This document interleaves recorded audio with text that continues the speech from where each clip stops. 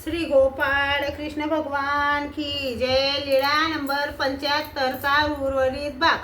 सर्वज्ञ एक घास घ्यायचे, एक घास तिच्या हातात द्यायचे। सर्वज्ञांनी पालेभाजीचा घास घेतला तेव्हा ती गप्प राहिली। भट्टोबास म्हणाले, जीजी येल्लोला ताक भाजी शिवाय जेवण जात नाही। सर्वज्ञ म्हणाले, जेवू द्या ताक भाजी बरोबर, नुसत्या चूळभर ताकासाठी साधकाने काय आपला धर्म सोडावा। सर्वज्ञ म्हणाले, साधे हो, तुम्हाला ताक भाजी खायची परवानगी हो।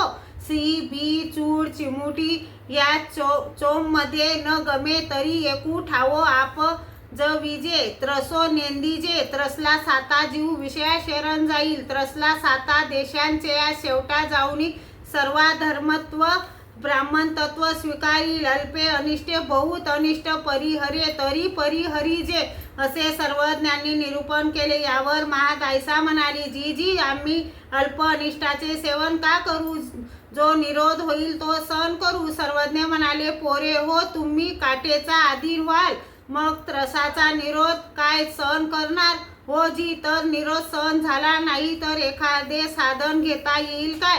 सर्वज्ञ म्हणाले, त्रस जर उत्पन्न होऊ लागला तर एखादे साधन घेता येते। मीठ टाक वरण भाजी यातून एखादे साधन घेण्यास हरकत नाही। यावर महादायसा म्हणाली, जी भिक्षा अन्नात वृक्षात्र आले तर ते एक वेळ जेवल्या जात नाही, तर अशा वेळेला 2-3 वेळा घेता येईल का। सर्वज्ञ म्हणाले, तैसे काही बाई, न गमे तरी 3 वेळ घेतले तरी काही होजी। म्हणून श्री चरणा लागली। श्री गोपाळ कृष्ण भगवान की जय।